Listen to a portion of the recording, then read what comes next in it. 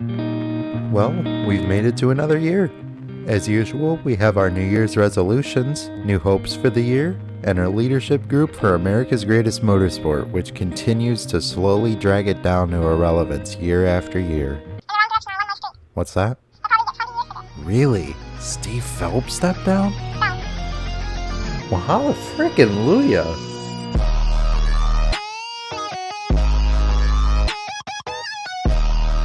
Welcome everybody to the beginning of my vision for the perfect NASCAR.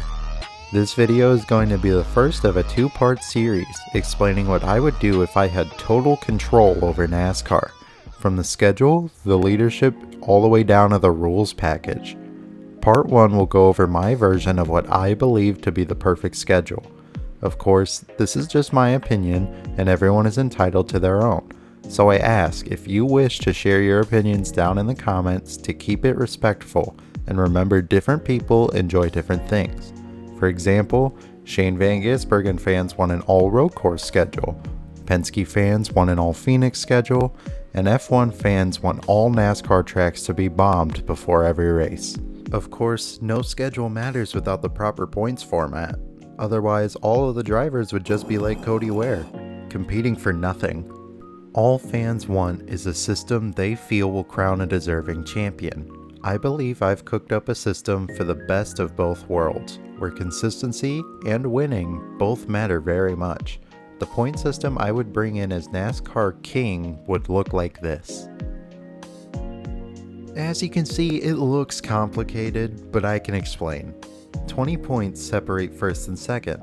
15 between second and third, followed by a 10-point difference, then a 5-point difference. 6th through 29th will all have a 2-point difference between them, with 30th in the race earning a single point. 31st on back will not score any points, which has two benefits. Number 1, most drivers who don't finish a race won't score any points, which will improve performance for both the teams and the drivers. Number 2, racing towards the back of the field will be much improved because one position is the difference between scoring points and going home with nothing. Stages will just use the F1 point system because you can't put a copyright claim on a point system. Up yours, you European no passing asses, same guys win every week head ass, 3 champions in the last 9 years head ass. As I'm writing this script, no testing has been done with this system, and it's just speculation that this system is ideal. My seasons of choice for testing this will be 2003 and 2025. 2003 involving the more consistent Matt Kenseth and the winningest driver of that season, Ryan Newman.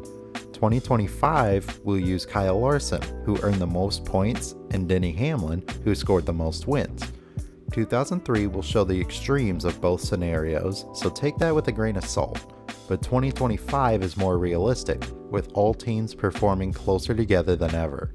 We see that in 2003, Ryan Newman would actually beat the more consistent Kenseth in points by 48, or the equivalent of a 6th place finish on track.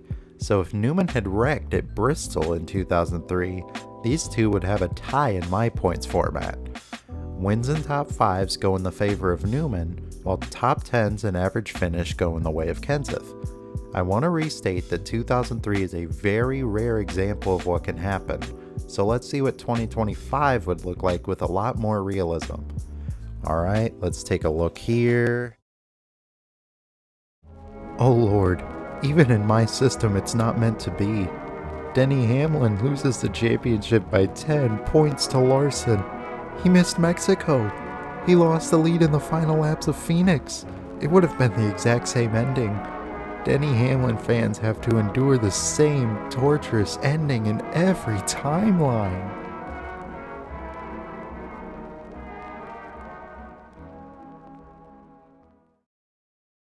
On a much brighter note, the battle between these two would have gone down in the history books.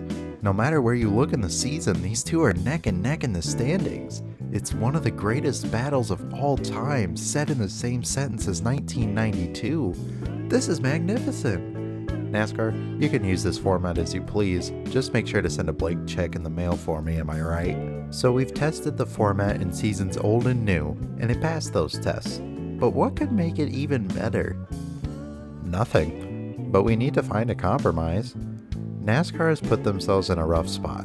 Their chase and playoff formats have become such a long-standing joke that even getting rid of them would be pretty much delegitimizing 20 years of championships. Even I don't think that'd be a good idea. But you know what other season had a nail-biting championship fight that went all the way to the final race?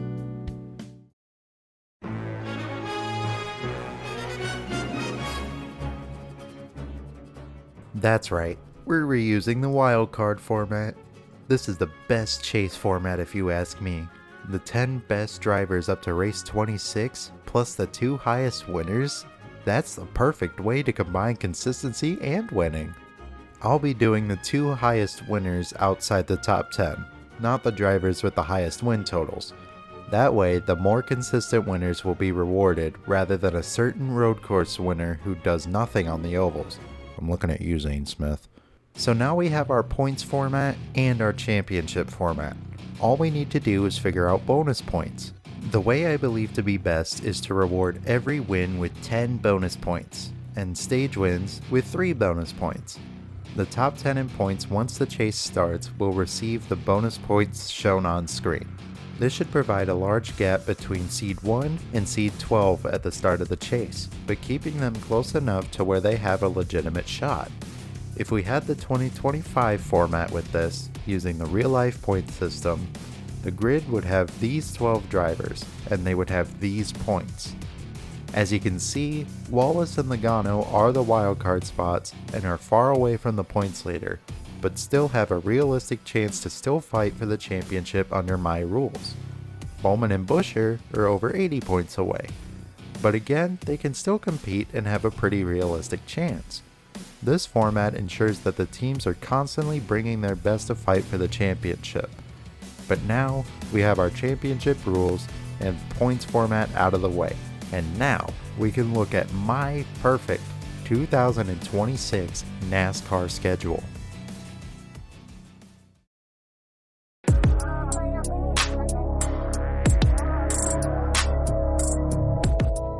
Before I read out my schedule, I want to clarify that all races will be shortened to a length I find reasonable.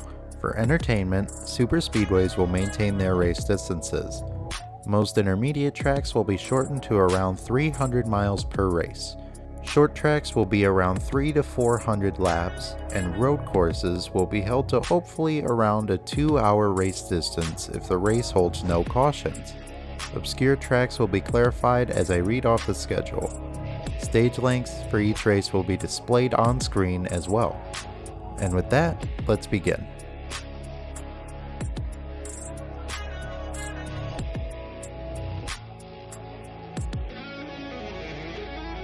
We begin Speed Weeks with Daytona 500 qualifying on Wednesday night. We will host the duels on Thursday night, trucks on Friday, ARCA Saturday afternoon, the O'Reilly Series on Saturday night, and the Daytona 500 on Sunday afternoon, transitioning into a night race as we've seen in recent years. We follow the Great American Race with the Homestead Miami Speedway hosting a two-lap event. You're kidding. We follow the Great American Race with Homestead Miami Speedway hosting a 200-lap event. We then begin the month of March at Rockingham for the Cup Series' first race at the track since 2004. If NASCAR can bring the proper setup to the track, I believe Rockingham is ready for a return to the Cup schedule after a 22-year hiatus. Atlanta follows that as our second superspeedway event of the year, held on March 7th. Race 5 takes us to COTA for the beginning of the West Coast Swing. I plan to reuse the layout we ran last season as opposed to the Formula 1 layout. Race 6 will be at Phoenix for a 200-lap event. Spoiler alert, Phoenix will not host the championship in my schedule.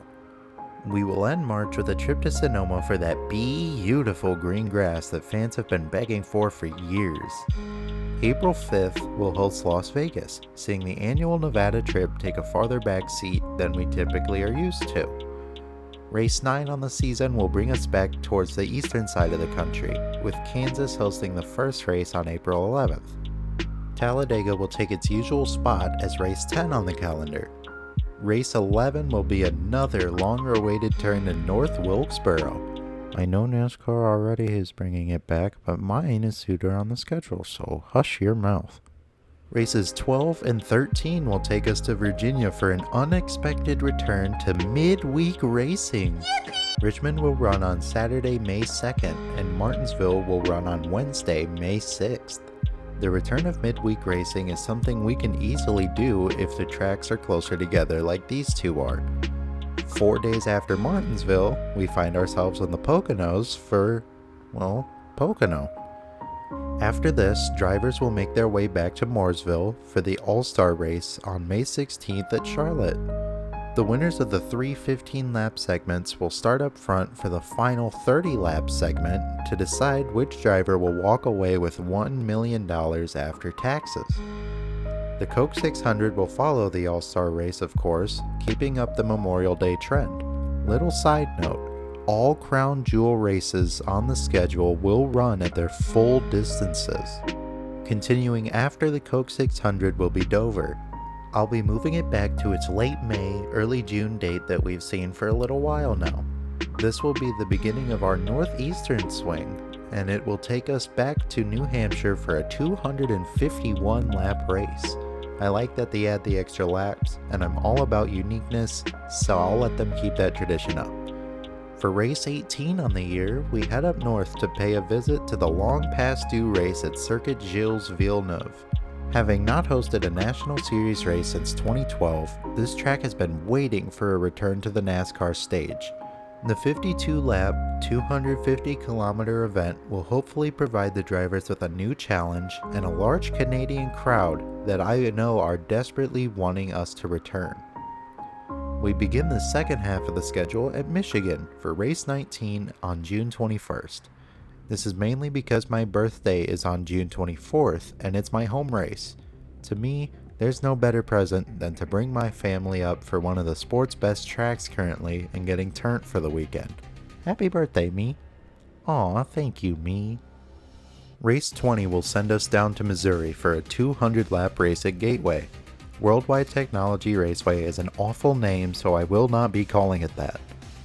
Daytona will host its second event on the year in its rightful spot on the schedule, July 4th weekend, which thankfully for us, falls on Saturday this year. Here's the thing though, I won't just be settling for a July 4th weekend. The Firecracker 400 will be run on July 4th every year, no matter what day of the week. We used to do this, and I, never being alive to experience it, am wondering why it stopped.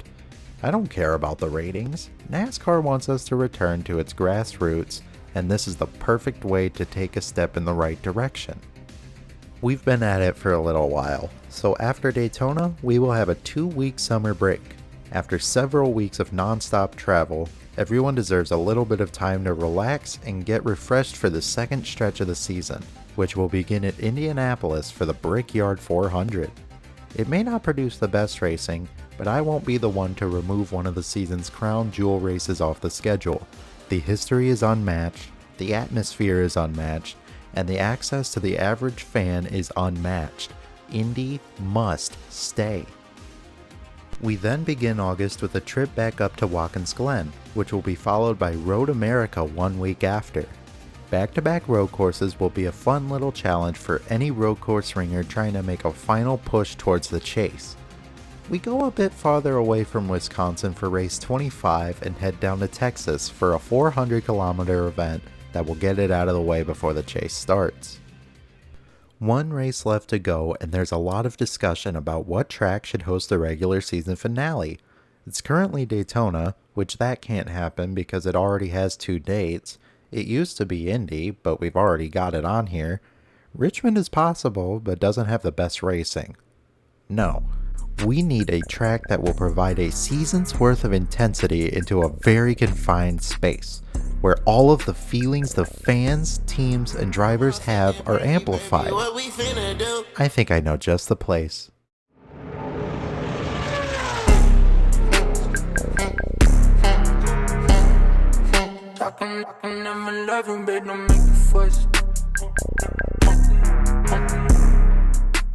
The Bristol Night Race is an absolutely perfect race to host the regular season finale. The formerly named Xfinity Series had it as their finale in 2021, and look how that race ended. It was marvelous to watch. If the bubble battle is right down to the wire, I'll bet everybody 4 nickels they can't find a better track than this to say, one last chance, don't mess it up, and produce a race that Bristol could. 400 laps of pure, unfiltered action to wrap it all up. You couldn't do any better if you tried. And with that, we've made it to the chase. For race 1 of the chase, we don't really go that far. We go to Nashville Superspeedway. The chase begins 4 days after Bristol, which will have everybody on edge and head into Nashville with no proper plans, which is exactly what I think should happen. This will bring the chase field closer together than my point system already will. Iowa is up next for a 250 lap event. This will be another hurdle drivers have to jump over because the cars I'd like to run in my perfect NASCAR never have run here before. Watch part 2 to find out what car that is. Race 29 will be our final crown jewel of the season, the Southern 500 running on Labor Day weekend. Race 1 has very little prep time, Race 2 has never been run with the car of my choice, and Race 3 is one of the longest and most grueling events on the calendar. Whoever wins this championship can absolutely say they deserve the title. We make the happy return to Chicagoland for Race 30, which I hope can produce some incredible racing akin to 2014, 2018, and 2019. We make our way to Las Vegas for the last West Coast race of the year. Vegas definitely deserves a spot in the chase due to the racing we've seen in recent years and the name a city like Las Vegas can do for the sport.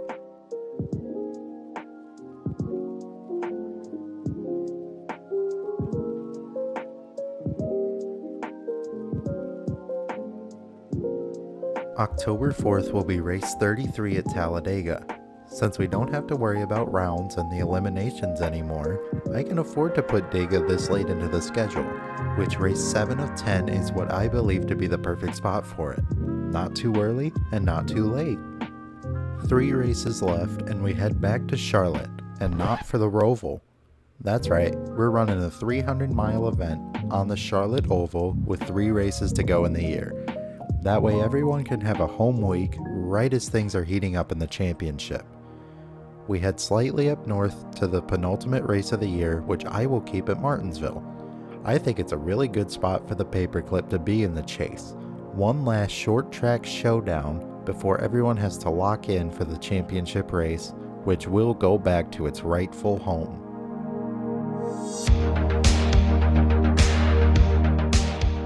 The finale will come back to the Homestead Miami Speedway for the first time since 2019.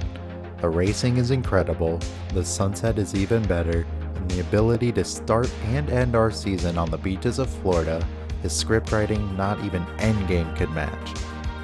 This is the championship track. Give this track the renovations it deserves, and I would never want to see it anywhere else on the schedule. So that's it, my perfect schedule.